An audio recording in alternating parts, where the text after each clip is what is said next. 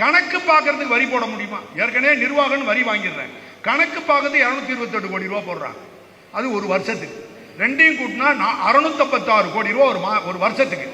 அப்ப ஒரு மாசத்துக்கு 54 கோடி, ஒரு நாளைக்கு 1,84 லட்சம் நம்மளுக்கு போகும்.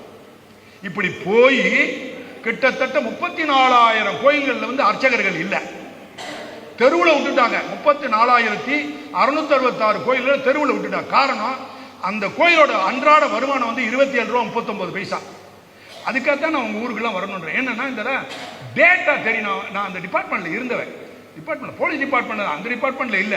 அதுக்கு பிறகு அந்த டிபார்ட்மெண்ட்டுக்கு எகென்ஸ்டா நடவடிக்கை எடுக்கும் போது என்னைய கால வருவான்ல, அட்டாக் பண்ணுவான் இல்லையா? அதனால நான் கரெக்டா வலுவா நிக்கணும்ல. அப்ப என்னுடைய நாலேஜை வளர்த்துக்கிட்டாதானே தெரியும். அப்ப நான் படிச்சு தெரிஞ்சுக்கிட்டதுனால அதுக்கான பெரிய பீத்திக்கிறதுக்காக அவங்கள சொல்லல, தெரிஞ்சதை பகிர்ந்துக்கிறேன். அப்ப நீங்க போய் இன்னொரு ஆள்கிட்ட நீங்க பகிரணும். அப்ப ஈவோட்ட பேச போகும்போது, உங்க சம்பளம், ஈவோக்கு சம்பளம் கொடுக்குறாங்கல்ல கோயில்ல, ஈவோன்னு தெரியுமில்ல, எக்ஸிகியூட்டிவ் ஆபீசர் கோயிலுக்கு கொடுத்துருக்கான அதிகாரி, அவனுக்கு சம்பளம் கொடுக்குறாங்கல்ல, அந்த சம்பளம் கண்டிப்பா மக்கள் வரி பணத்துல தான் கொடுக்குறாங்க.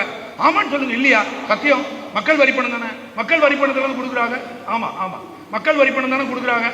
சொல்லுங்க சார், சத்தியம். அம்புட்டும் போய் உண்டி எல்லாம் கிடையாது.